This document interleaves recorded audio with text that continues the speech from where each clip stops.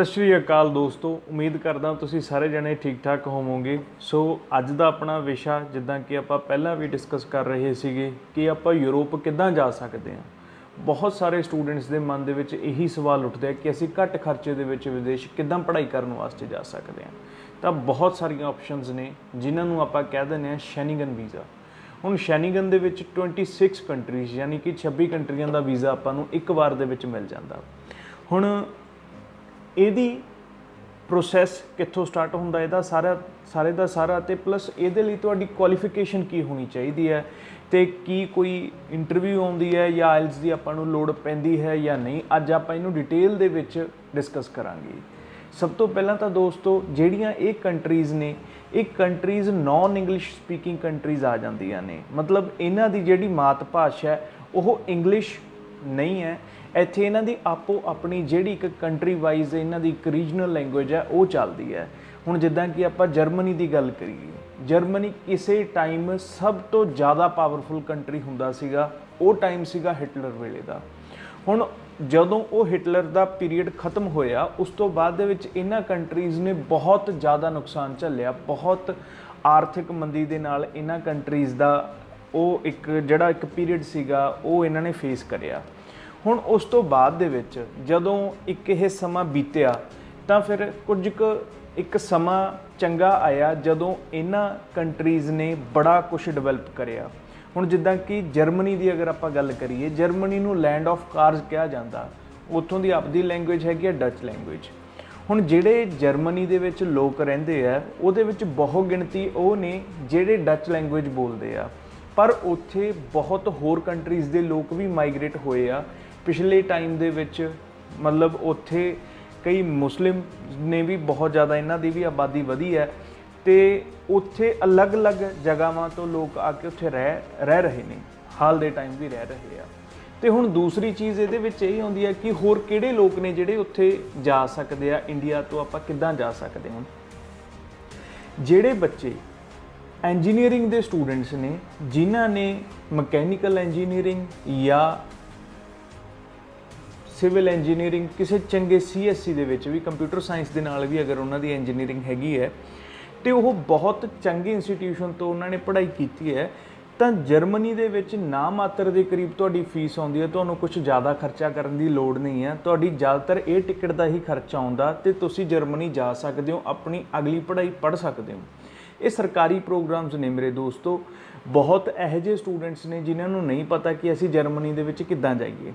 ਹੁਣ ਸਭ ਤੋਂ ਪਹਿਲਾਂ ਤਾਂ ਅਗਰ ਤੁਸੀਂ ਜਰਮਨੀ ਵਰਗੇ ਦੇਸ਼ ਦੇ ਵਿੱਚ ਜਾਣਾ ਚਾਹੁੰਦੇ ਹੋ ਇੱਥੇ, ਕਿਉਂਕਿ ਜਿਹੜੇ ਉੱਚ ਦਰਜੇ ਦੀ ਪੜ੍ਹਾਈ ਹੈ ਉਹ ਜ਼ਿਆਦਾਤਰ ਇੰਗਲਿਸ਼ ਦੇ ਵਿੱਚ ਹੀ ਹੁੰਦੀ ਆ, ਤਾਂ ਇਹਦੇ ਵਿੱਚ ਜਰਮਨੀ ਦੇ ਵਿੱਚ ਜਿਹੜੇ ਇੰਜੀਨੀਅਰਿੰਗ ਦੇ ਸਟੂਡੈਂਟਸ ਨੇ ਅਗਰ ਉਹ ਖਾਸ ਕਰਕੇ ਜਾਣਾ ਚਾਹੁੰਦੇ ਆ ਤਾਂ ਉਹਨਾਂ ਦੀ ਓਵਰਆਲ ਆਈਲੈਟਸ ਦੇ ਵਿੱਚੋਂ 6.5 ਬੈਂਡ ਹੋਣੇ ਜ਼ਰੂਰੀ ਆ ਅਤੇ 6 ਈਚ ਹੋਣੇ ਜ਼ਰੂਰੀ ਆ। ਉਹਨਾਂ ਦਾ ਜਰਮਨੀ ਦਾ ਵੀਜ਼ਾ ਬਹੁਤ ਆਸਾਨੀ ਦੇ ਨਾਲ ਲੱਗ ਜਾਂਦਾ।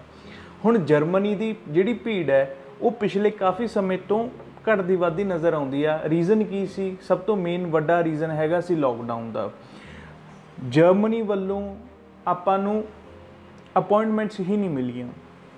ਬੜੇ ਬੱਚੇ ਪ੍ਰੋਬਲਮ ਦੇ ਵਿੱਚ ਆਏ, ਬਹੁਤ ਬੱਚਿਆਂ ਦੀਆਂ ਫੀਸਿਸ ਵਿੱਚ ਫਸੀਆਂ ਹੋਈਆਂ ਸੀਗੀਆਂ। ਅਤੇ ਜਦੋਂ ਅਸੀਂ ਨੇ ਲਾਸਟ ਟਾਈਮ ਵੀਡੀਓ ਪਾਈ ਸੀਗੀ ਤਾਂ ਸਾਨੂੰ ਬੜੇ ਮੈਸੇਜਸ ਆਏ ਕਿ ਸਰ ਤੁਸੀਂ ਸਾਡਾ ਜਰਮਨੀ ਦੇ ਵਿੱਚ ਕਿੱਦਾਂ ਨਾ ਕਿੱਦਾਂ ਕਰਕੇ ਤੁਸੀਂ ਸਾਡੀ ਅਪੁਆਇੰਟਮੈਂਟ ਫਿਕਸ ਕਰਵਾਓ ਤਾਂ ਕਿ ਅਸੀਂ ਆਪਣੇ ਫਿੰਗਰਪ੍ਰਿੰਟਸ ਕਰਵਾ ਸਕੀਏ। ਹੁਣ ਦੇਖੋ ਉਹ ਇੱਕ ਸਮਾਂ ਸੀ ਅਤੇ ਇੱਕ ਹੁਣ ਦਾ ਸਮਾਂ। ਹੁਣ ਜਿਹੜੇ ਸਟੂਡੈਂਟਸ ਜਰਮਨੀ ਜਾਣ ਦੀ ਇੱਛਾ ਰੱਖਦੇ ਆ, ਅਗਰ ਉਹਨਾਂ ਨੇ ਆਈਲੈਟਸ ਵੀ ਨਹੀਂ ਕਰੀ, ਸਭ ਤੋਂ ਪਹਿਲਾਂ ਤਾਂ ਉਹਨਾਂ ਦੀ ਕੁਆਲੀਫਿਕੇਸ਼ਨ ਦੇਖੀ ਜਾਊਗੀ। ਸਾਡੇ ਕੋਲੇ ਫਿਲਹਾਲ ਆਪਸ਼ਨ ਹੈਗਾ ਗ੍ਰੈਜੂਏਟ ਸਟੂਡੈਂਟਸ ਦੇ ਲਈ। ਜਿਹੜੇ ਸਟੂਡੈਂਟਸ ਨੇ ਗ੍ਰੈਜੂਏਸ਼ਨ ਕੀਤੀ ਹੋਈ ਆ, ਉਹਨਾਂ ਨੇ ਇੰਜੀਨੀਅਰਿੰਗ ਕਰੀ ਹੋਈ ਹੈ, ਉਹਨਾਂ ਦੀ BTech ਹੋਈ ਹੋਈ ਹੈ, BTech CSC ਦੇ ਵਿੱਚ ਹੋਈ ਹੈ, ਮਕੈਨੀਕਲ ਦੇ ਵਿੱਚ ਹੋਈ ਹੈ, ਸਿਵਲ ਦੇ ਵਿੱਚ ਹੋਈ ਹੈ, ਅਤੇ ਉਹਨਾਂ ਦੀਆਂ 15 ਤੋਂ ਜ਼ਿਆਦਾ ਸਪਲੀਜ਼ ਨਹੀਂ ਹੈਗੀਆਂ ਅਤੇ ਉਹਨਾਂ ਨੇ ਆਇਲਸ ਵੀ ਕਰੀ ਹੈ। 6.5 ਉਹਨਾਂ ਦੇ ਬੈਂਡ ਨੇ, 6 ਈਚ ਨੇ, ਅਤੇ ਉਹ ਉੱਥੇ ਜਾ ਕੇ ਕਿਸੇ ਚੰਗੀ ਕੰਪਨੀ ਦੇ ਵਿੱਚ ਜਿੱਦਾਂ ਕਿ ਮਰਸਡੀਜ਼, ਆਡੀ, ਇਹ ਸਾਰੀ ਕੰਟਰੀਜ਼, ਇਹ ਸਾਰੀਆਂ ਜਿਹੜੀਆਂ ਕੰਪਨੀਜ਼ ਨੇ ਇਹ ਜਰਮਨੀ ਦੀ ਪੈਦਾਵਾਰ ਨੇ। ਇਹਨਾਂ ਦਾ main centre of origin Germany ਹੈ। ਹੁਣ ਅਗਰ ਤੁਸੀਂ ਚੰਗੀ ਪੜ੍ਹਾਈ ਪਹਿਲਾਂ ਤੋਂ ਪੜ੍ਹੀ ਹੋਈ ਹੈ ਅਤੇ ਤੁਸੀਂ ਇਹਨਾਂ ਕੰਟਰੀ ਦੇ ਵਿੱਚ ਜਾ ਕੇ ਇੰਟਰਨਸ਼ਿਪ ਕਰਨਾ ਚਾਹੁੰਦੇ ਹੋ ਜਾਂ ਫਿਰ ਉੱਥੇ ਜਾ ਕੇ ਪੜ੍ਹਨਾ ਚਾਹੁੰਦੇ ਹੋ ਤਾਂ ਇਹ ਬੈਸਟ ਆਪਸ਼ਨ ਹੈ ਤੁਹਾਡੇ ਲਈ। ਤੇ ਇਹਦਾ ਖਰਚਾ ਅਰਾਊਂਡ ਤੁਹਾਡਾ 7 ਤੋਂ 8 ਲੱਖ ਰੁਪਏ ਤੱਕ ਆ ਜਾਂਦਾ, ਜਿਹਦੇ ਵਿੱਚ ਤੁਹਾਡੀ 6 ਮਹੀਨਿਆਂ ਦੀ ਫੀਸ ਹੋ ਜਾਂਦੀ ਹੈ, ਪਲੱਸ ਤੁਹਾਡਾ ਜਿਹੜਾ ਇੱਕ ਐਕਸਪੈਂਡੀਚਰ ਹੈ ਉੱਥੇ ਰਹਿਣ ਖਾਣ ਦਾ, ਉਹਨੂੰ ਆਪਾਂ ਨਾਲ ਸ਼ੋਅ ਕਰਕੇ ਚੱਲਦੇ ਹਾਂ। ਜਰਮਨੀ ਦੇ ਵਿੱਚ ਬਲੌਕ ਅਕਾਊਂਟ ਬਣਾਏ ਜਾਂਦੇ ਆ। ਬਾਕੀ ਇਹਦੀ ਹੋਰ ਵਧੇਰੇ ਜਾਣਕਾਰੀ ਤੁਸੀਂ ਆਪਾਂ ਫੇਸ ਟੂ ਫੇਸ ਬੈਠ ਕੇ ਤੁਹਾਨੂੰ ਪ੍ਰੋਵਾਈਡ ਕਰ ਸਕਦੇ ਹਾਂ ਤੇ ਇਨ ਡਿਟੇਲ ਇਹਨੂੰ ਮੈਂ ਐਕਸਪਲੇਨ ਕਰ ਸਕਦਾ, ਕਿਉਂਕਿ ਜਿਹੜੀ ਆਪਣੀ ਇਹ ਵੀਡੀਓ ਆ ਇਹ ਜਨਰਲ ਇਹਦਾ ਇੱਕ ਆਪਣਾ ਮੋਟਿਵ ਹੈਗਾ ਕਿ ਆਪਾਂ ਸ਼ੈਨਿੰਗਨ ਨੂੰ ਹੋਰ ਜ਼ਿਆਦਾ ਪੁਸ਼ ਕਰੀਏ। ਸ਼ੈਨਿੰਗਨ ਦੇ ਵਿੱਚ ਜਰਮਨੀ ਤੋਂ ਬਾਅਦ ਦੇ ਵਿੱਚ ਜਿਹੜੀ ਆ ਜਾਂਦੀ ਆ ਪ੍ਰੋਸੈਸਿੰਗ ਵਾਈਜ਼ ਕੰਟਰੀ ਜਾਂ ਰੈਂਕਿੰਗ ਵਾਈਜ਼ ਆਪਾਂ ਗੱਲ ਕਰੀਏ, ਫਿਰ ਆ ਜਾਂਦੀ ਆ ਫਰਾਂਸ। ਹੁਣ ਜਿਹੜੀ ਫ੍ਰੈਂਚ ਹੈ, ਫ੍ਰੈਂਚ ਪੋਪੂਲੇਸ਼ਨ ਬਹੁਤ ਹੱਦ ਤੱਕ ਮਤਲਬ ਇਹਨਾਂ ਨੇ ਦੁਨੀਆ ਦੇ ਵਿੱਚ ਰਾਜ ਕੀਤਾ। ਜਿਹੜੇ ਬੱਚੇ ਆਪਾਂ ਅੱਜ ਦੇ ਟਾਈਮ 'ਚ ਦੇਖਦੇ ਹਾਂ ਕੈਨੇਡਾ ਦੇ ਵਿੱਚ ਕਿਊਬੈਕ ਏਰੀਏ 'ਚ ਜਾਂਦੇ ਆ। ਕਿਊਬੈਕ ਇੱਕ ਫ੍ਰੈਂਚ ਡੈਸਟੀਨੇਸ਼ਨ ਹੈ, ਇੱਕ ਫ੍ਰੈਂਚ ਇਲਾਕਾ ਮੰਨਿਆ ਜਾਂਦਾ, ਉੱਥੇ ਬਹੁਤਾ ਲੋਕਾਂ ਦੀ ਫ੍ਰੈਂਚ ਸਪੀਕਿੰਗ ਹੈ। ਤੇ ਕੈਨੇਡਾ ਦੇ ਵਿੱਚ ਦੂਜੇ ਦਰਜੇ ਦੀ ਜਿਹੜੀ ਭਾਸ਼ਾ ਹੈ ਉਹ ਵੀ ਆਪਾਂ ਫ੍ਰੈਂਚ ਨੂੰ ਮੰਨਦੇ ਹਾਂ ਤੇ ਉਹ ਕਿਊਬੈਕ ਏਰੀਏ ਦੇ ਵਿੱਚ ਬੋਲੀ ਜਾਂਦੀ ਹੈ। ਹੁਣ ਜਿਹੜੇ ਲੋਕ ਕੈਨੇਡਾ ਦੇ ਵਿੱਚ ਫ੍ਰੈਂਚ ਦਾ ਕੋਰਸ ਕਰਕੇ ਜਾਂਦੇ ਆ, ਉਹਨਾਂ ਨੂੰ ਕਿਊਬੈਕ ਦੇ ਵਿੱਚ ਬਹੁਤ ਜਲਦੀ PR ਮਿਲ ਜਾਂਦੀ ਆ ਤੇ ਉਹਨਾਂ ਦਾ ਫ੍ਰੈਂਚ ਲਰਨਿੰਗ ਉਹਨਾਂ ਨੇ ਕੋਰਸ ਕੀਤਾ ਹੋਣਾ ਚਾਹੀਦਾ ਤੇ ਉਹ B ਲੈਵਲ ਤੱਕ ਆਉਣੇ ਚਾਹੀਦੇ ਆ, ਮਿਨੀਮਮ B ਲੈਵਲ ਹੁੰਦਾ। ਉਸ ਤੋਂ ਬਾਅਦ 'ਚ ਉਹ ਕੈਨੇਡਾ ਦੇ ਵਿੱਚ ਜਾ ਸਕਦੇ ਆ। ਹਾਲਾਂਕਿ ਇੱਥੇ ਆਪਾਂ ਗੱਲ ਫਰਾਂਸ ਦੀ ਕਰ ਰਹੇ ਹਾਂ, ਗੱਲਾਂ 'ਚੋਂ ਨਿਕਲ ਕੇ ਗੱਲ ਆ ਜਾਂਦੀ ਆ ਕੈਨੇਡਾ ਦੀ ਵੀ। ਹੁਣ ਫਰਾਂਸ ਦੇ ਲਈ ਅਗਰ ਤੁਹਾਡਾ ਸਪਾਊਸ ਵੀ ਹੈ, ਤੁਸੀਂ ਮੈਰਿਡ ਹੋ, ਤੁਸੀਂ ਆਪਣੇ ਸਪਾਊਸ ਦੇ ਨਾਲ ਜਾਣਾ ਚਾਹੁੰਦੇ ਹੋ ਫਰਾਂਸ ਦੇ ਵਿੱਚ, ਤਾਂ ਫਰਾਂਸ ਦੇ ਵਿੱਚ ਤੁਹਾਡੇ ਕੋਲ ਬੇਸਿਕ ਤੁਹਾਡੀ ਗ੍ਰੈਜੂਏਸ਼ਨ ਹੋਣੀ ਜ਼ਰੂਰੀ ਹੈ। ਤੁਹਾਡੇ ਚੰਗੇ ਕੋਰਸਿਸ BBA ਲਾ ਲਓ, BCom ਲਾ ਲਓ, BA ਹੋ ਗਈ ਤਾਂ ਵੀ ਹੈ। ਅਗਰ ਤੁਹਾਡਾ 2014 ਤੋਂ ਬਾਅਦ ਦੇ ਤੁਸੀਂ ਪਾਸ ਆਊਟ ਹੋ, ਤੁਸੀਂ ਮਾੜੀ ਮੋਟੀ ਕਿਤੇ ਜੌਬ ਵੀ ਕਰੀ ਹੋਈ ਹੈ ਤਾਂ ਵੀ ਕੋਈ ਪ੍ਰੋਬਲਮ ਨਹੀਂ। ਮਤਲਬ ਤੁਹਾਡੇ ਕੋਲ ਐਂਪਲ ਆਪਸ਼ਨਸ ਨੇ, ਤੁਸੀਂ ਫਰਾਂਸ ਦੇ ਵਿੱਚ ਜਾ ਸਕਦੇ ਹੋ। ਮਿਨੀਮਮ ਰਿਕੁਆਇਰਮੈਂਟ ਆਪਣੀ ਇਹਦੇ ਵਿੱਚ ਇਹ ਹੈ ਕਿ ਇੱਕ ਸਟੂਡੈਂਟ ਨੂੰ ਇੱਕ ਕ੍ਰੈਡੀਬਿਲਿਟੀ ਇੰਟਰਵਿਊ ਪਾਸ ਕਰਨੀ ਪਏਗੀ, ਉਹਨਾਂ ਦੀ ਸਰਕਾਰੀ ਯੂਨੀਵਰਸਿਟੀ ਦੇ ਵਿੱਚ ਐਡਮਿਸ਼ਨ ਹੋ ਜਾਏਗੀ। ਜਿਹੜਾ ਸਪਾਊਸ ਹੈ ਉਹ ਜਾਊਗਾ ਓਪਨ ਵਰਕ ਪਰਮਿਟ ਤੇ, ਦੋਨੋਂ ਜਣਿਆਂ ਦੀ ਨਾਲ ਫਾਈਲ ਲੱਗੂਗੀ। ਜਿਹੜੇ ਬੱਚਿਆਂ ਨੂੰ ਇੰਗਲਿਸ਼ ਨਹੀਂ ਬੋਲਣੀ ਆਉਂਦੀ ਉਹ ਫਰਾਂਸ ਬਾਰੇ ਨਾ ਸੋਚਣ। ਫਰਾਂਸ ਦਾ ਖਰਚਾ ਅਗਰ 2 ਜਣਿਆਂ ਦੀ ਆਪਾਂ ਗੱਲ ਕਰੀਏ ਤਾਂ 12 ਤੋਂ 14 ਲੱਖ ਦੇ ਵਿੱਚ ਆ ਜਾਂਦਾ। ਬਾਕੀ ਇਹਦੀ ਵੀ ਜਿਹੜੀ ਵਿਸਥਾਰ ਦੇ ਵਿੱਚ ਜਾਣਕਾਰੀ ਹੈ ਆਪਾਂ ਫੇਸ ਟੂ ਫੇਸ ਬੈਠ ਕੇ ਤੁਹਾਨੂੰ ਸਮਝਾ ਦਾਂਗੇ। ਫਿਰ ਇਸ ਤੋਂ ਬਾਅਦ ਦੇ ਵਿੱਚ 3rd ਰੈਂਕਿੰਗ ਵਾਈਜ਼ ਕੰਟਰੀ ਆ ਜਾਂਦੀ ਹੈ ਸਪੇਨ। ਸਪੈਨਿਸ਼ ਲੋਕਾਂ ਨੇ ਵੀ ਪਹਿਲਾਂ ਸਪੇਨ ਨੇ ਬਹੁਤ ਜਗ੍ਹਾ 'ਤੇ ਰਾਜ ਕੀਤਾ। ਜਿਹੜਾ ਸਾਊਥ ਅਮਰੀਕਾ ਆ ਗਿਆ, ਉੱਥੇ ਬਹੁਤ ਜ਼ਿਆਦਾ ਲੋਕ ਦੇ ਸਪੈਨਿਸ਼ ਸਪੀਕਿੰਗ ਨੇ ਹੈਗੇ ਆ ਅਤੇ ਸਪੈਨਿਸ਼ ਭਾਸ਼ਾ ਨੂੰ ਉੱਥੇ ਜ਼ਿਆਦਾਤਰ ਲੋਕ ਬੋਲਦੇ ਆ। ਉਸ ਤੋਂ ਇਲਾਵਾ ਯੂਰਪ ਦੇ ਵਿੱਚ ਅਗਰ ਆਪਾਂ ਗੱਲ ਕਰੀਏ ਤਾਂ ਸਪੇਨ ਇੱਕ ਬਹੁਤ ਖੂਬਸੂਰਤ ਅਤੇ ਇੱਕ ਬਹੁਤ ਪ੍ਰਚਲਿਤ ਕੰਟਰੀ ਹੈ ਜਿੱਥੇ ਲੋਕ ਜ਼ਿਆਦਾਤਰ ਜਾਣਾ ਪਸੰਦ ਕਰਦੇ ਆ। ਆਪਣੇ ਇੰਡੀਆ ਦੇ ਬਹੁਤ ਸਾਊਥ ਇੰਡੀਅਨ ਲੋਕ ਸਪੇਨ ਦੇ ਵਿੱਚ ਵਸੇ ਹੋਏ ਆ ਅਤੇ ਚੰਗੇ ਕਾਰੋਬਾਰਾਂ ਦੇ ਉੱਤੇ ਸੈਟਲ ਨੇ। ਸਪੇਨ ਦੇ ਵਿੱਚ ਆਈਲੈਟਸ ਦੀ ਕੋਈ ਰਿਕੁਆਇਰਮੈਂਟ ਨਹੀਂ ਹੈ। ਅਗਰ ਤੁਸੀਂ +2 CBSE ਬੋਰਡ ਤੋਂ ਪਾਸ ਆਊਟ ਹੋ, ਤੁਹਾਡੇ ਮਿਨੀਮਮ 70% ਮਾਰਕਸ ਹੈਗੇ ਆ ਤਾਂ ਤੁਸੀਂ ਆਈਲੈਟਸ ਨਾ ਕਰੋ, ਤੁਹਾਡੀ ਚੰਗੀ ਸਰਕਾਰੀ ਯੂਨੀਵਰਸਿਟੀ ਦੇ ਵਿੱਚ ਐਡਮਿਸ਼ਨ ਹੋ ਸਕਦੀ ਹੈ। ਅਤੇ ਤੁਸੀਂ ਬਸ ਗੱਲ ਉੱਥੇ ਆ ਜਾਂਦੀ ਹੈ ਕਿ ਤੁਹਾਡੀ ਇੰਗਲਿਸ਼ ਬੇਸਿਕ ਉਨੀ ਕੁ ਹੋਣੀ ਚਾਹੀਦੀ ਹੈ ਕਿ ਤੁਸੀਂ ਆਪਣੇ ਆਪ ਨੂੰ ਸਮਝਾ ਸਕੋ, ਤੁਸੀਂ ਇੱਕ ਛੋਟੀ ਜਿਹੀ ਇੰਟਰਵਿਊ ਨੂੰ ਕਲੀਅਰ ਕਰ ਸਕੋ। ਇਹ ਸਾਰੀਆਂ ਜਿਹੜੀਆਂ 3 ਕੰਟਰੀਜ਼ ਮੈਂ ਕਹੀਆਂ ਨੇ ਤੁਹਾਨੂੰ, ਜਰਮਨੀ, ਫਰਾਂਸ ਅਤੇ ਸਪੇਨ, ਇਹਨਾਂ ਦਾ ਇਨਟੇਕ ਹੁੰਦਾ, ਇਨਟੇਕ ਵਾਈਜ਼ ਹੀ ਸਟੂਡੈਂਟ ਜਾਂਦੇ ਆ, ਵਿਦਾਊਟ ਇਨਟੇਕ ਸਟੂਡੈਂਟਸ ਨਹੀਂ ਜਾਂਦੇ ਹੈਗੇ।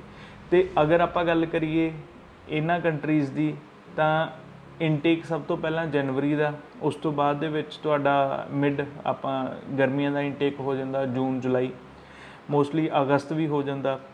ਫਿਰ ਉਸ ਤੋਂ ਬਾਅਦ ਦੇ ਵਿੱਚ ਲੇਟ ਜਿਹੜਾ ਪੀਰੀਅਡ ਹੁੰਦਾ ਬਾਅਦ ਦੇ ਵਿਚਲਾ, ਉਹਦੀ ਅਗਰ ਆਪਾਂ ਗੱਲ ਕਰੀਏ ਤਾਂ ਉਹ ਅਕਤੂਬਰ ਨਵੰਬਰ ਦੇ ਕਰੀਬ ਆ ਜਾਂਦਾ, ਤਾਂ ਤੁਸੀਂ ਉਹਦੇ ਵਿੱਚ ਵੀ ਆਪਣੀ ਫਾਈਲਸ ਨੂੰ ਲਾ ਸਕਦੇ ਹੋ।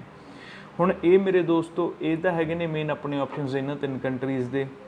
ਹੁਣ ਅਗਰ ਤੁਸੀਂ ਇਹਨਾਂ 3 ਕੰਟਰੀਜ਼ ਦੇ ਵਿੱਚ ਟੌਪ ਦੀਆਂ ਕੰਟਰੀਜ਼ ਦੇ ਵਿੱਚ ਜਾਣਾ ਚਾਹੁੰਦੇ ਹੋ, ਕਿਉਂਕਿ ਇੱਥੇ ਕਮਾਈ ਦੀ ਕੋਈ ਘਾਟ ਨਹੀਂ ਹੈਗੀ, ਇੱਥੇ ਪੜ੍ਹਾਈ ਦੀ ਕੋਈ ਘਾਟ ਨਹੀਂ ਹੈਗੀ, ਇੱਥੋਂ ਦਾ ਲਿਵਿੰਗ ਸਟੈਂਡਰਡ ਬਹੁਤ ਹਾਈ ਹੈ। ਅਗਰ ਆਪਾਂ ਗੱਲ ਕਰੀਏ ਤਾਂ ਤੁਸੀਂ ਇਹਨਾਂ ਕੰਟਰੀਜ਼ ਦੇ ਵਿੱਚ ਵੀ ਉਨਾ ਹੀ ਕਮਾ ਸਕਦੇ ਹੋ ਜਿੰਨੀ ਆਪਾਂ ਸੋਚਦੇ ਹਾਂ। ਕੈਨੇਡਾ ਦੇ ਵਿੱਚ ਜਾਂ ਆਸਟ੍ਰੇਲੀਆ ਦੇ ਵਿੱਚ, ਇਹਨਾਂ ਕੰਟਰੀਜ਼ ਦੇ ਵਿੱਚ ਵੀ ਬਹੁਤ ਸੋਹਣੀ ਕਮਾਈ ਹੈ ਦੋਸਤੋ। ਇਹ ਸਾਰੇ ਦੇ ਸਾਰੇ ਆਪਸ਼ਨਸ ਜਿਹੜੇ ਮੈਂ ਤੁਹਾਨੂੰ ਪ੍ਰੋਵਾਈਡ ਕੀਤੇ ਆ, ਇਹ ਆਪਸ਼ਨਸ ਬਾਰੇ ਹੋਰ ਵਧੇਰੇ ਜਾਣਕਾਰੀ ਦੇ ਲਈ ਨੀਚੇ ਦਿੱਤੇ ਨੰਬਰਾਂ ਦੇ ਉੱਤੇ ਤੁਸੀਂ ਸੰਪਰਕ ਕਰ ਸਕਦੇ ਹੋ, ਤਾਂ ਕਿ ਅਸੀਂ ਤੁਹਾਨੂੰ ਹੋਰ ਜ਼ਿਆਦਾ ਡਿਟੇਲ ਦੇ ਵਿੱਚ ਇਹਨਾਂ ਕੰਟਰੀਜ਼ ਬਾਰੇ ਸਮਝਾ ਸਕੀਏ, ਇਹਨਾਂ ਦੀ ਪ੍ਰੋਸੈਸਿੰਗ ਬਾਰੇ ਸਮਝਾ ਸਕੀਏ। ਹੁਣ ਜਿਹੜੇ ਸਟੂਡੈਂਟਸ ਦੀ ਇੰਗਲਿਸ਼ ਚੰਗੀ ਨਹੀਂ ਹੈਗੀ, ਬਜਟ ਉਹਨਾਂ ਦਾ ਘੱਟ ਹੈ, ਤਾਂ ਉਹਨਾਂ ਦੇ ਲਈ ਹੋਰ ਜ਼ਿਆਦਾ ਕੰਟਰੀਜ਼ ਹੈਗੀਆਂ ਨੇ। ਉਹ ਕੰਟਰੀਜ਼ ਨੂੰ ਅਸੀਂ ਅਗਲੀ ਵੀਡੀਓ ਦੇ ਵਿੱਚ ਐਕਸਪਲੇਨ ਕਰਾਂਗੇ ਤਾਂ ਸਾਡਾ ਚੈਨਲ ਸਬਸਕ੍ਰਾਈਬ ਕਰਨਾ ਨਾ ਭੁੱਲੋ। ਹੋਰ ਵਧੇਰੇ ਜਾਣਕਾਰੀ ਦੇ ਲਈ ਸਾਨੂੰ ਨੀਚੇ ਤੁਸੀਂ ਕਮੈਂਟ ਵੀ ਕਰ ਸਕਦੇ ਹੋ, ਆਪਣੇ ਕੁਐਸਚਨਸ ਪੁੱਛ ਸਕਦੇ ਹੋ। ਬਾਕੀ ਮਾफ़ੀ ਚਾਹੁੰਦੇ ਹਾਂ, ਕਈ ਵਾਰੀ ਕਿਸੇ ਦੇ ਨਾਲ ਗੱਲ ਨਹੀਂ ਹੋ ਸਕਦੀ ਹੁੰਦੀ, ਜਾਂ ਫਿਰ ਕਈ ਵਾਰੀ ਅਸੀਂ फ़ੋਨ ਦੇ ਉੱਤੇ ਸੰਪਰਕ ਨਹੀਂ ਕ੍ਰੀਏਟ ਹੁੰਦਾ, ਕਿਉਂਕਿ ਜਿੱਦਾਂ ਆਪਾਂ ਦੇਖਦੇ ਹਾਂ ਕੁਛ ਵੀਕਐਂਡ ਆ ਜਾਂਦਾ ਜਾਂ ਫਾਈਲਸ ਬਹੁਤ ਤਾਦਾਦ ਦੇ ਵਿੱਚ ਆਉਂਦੀਆਂ ਨੇ, ਤੁਹਾਡਾ ਪਿਆਰ ਬਹੁਤ ਜ਼ਿਆਦਾ ਮਿਲ ਰਿਹਾ, ਤਾਂ ਕਰਕੇ ਤਾਂ ਅਸੀਂ ਕੋਸ਼ਿਸ਼ ਇਹੀ ਕਰਦੇ ਹਾਂ ਕਿ ਅਸੀਂ ਹਰੇਕ ਤੱਕ ਆਪਣੀ ਪਹੁੰਚ ਅਪਣਾ ਸਕੀਏ। ਪਰ ਜਿੱਥੇ ਕਿਤੇ ਸਾਡੇ ਵੱਲੋਂ ਕੋਈ ਘਾਟ ਰਹਿ ਜਾਂਦੀ ਹੈ ਤਾਂ ਉਹਦੀ ਮੈਂ ਹੱਥ ਜੋੜ ਕੇ ਤੁਹਾਡੇ ਤੋਂ ਮਾफ़ੀ ਮੰਗਦਾ। ਬਾਕੀ ਕੋਸ਼ਿਸ਼ ਇਹੀ ਕਰਾਂਗੇ ਕਿ ਆਪਾਂ YouTube ਰਾਹੀਂ ਹਰ ਰੋਜ਼ ਵਾਂਗੂ ਜੁੜਦੇ ਰਹੀਏ ਅਤੇ ਅਸੀਂ ਜ਼ਿਆਦਾ ਤੋਂ ਜ਼ਿਆਦਾ ਆਪਣੀਆਂ ਵੀਡੀਓਜ਼ ਤੁਹਾਡੇ ਸਾਹਮਣੇ ਲੈ ਕੇ ਆਈਏ ਅਤੇ ਤੁਸੀਂ ਬਾਹਰ ਜਾਣ ਦਾ ਆਪਣਾ ਸੁਪਨਾ ਸਾਡੇ ਹੱਥੋਂ ਪੂਰਾ ਕਰ ਸਕੋ। ਧੰਨਵਾਦ ਮੇਰੇ ਦੋਸਤੋ।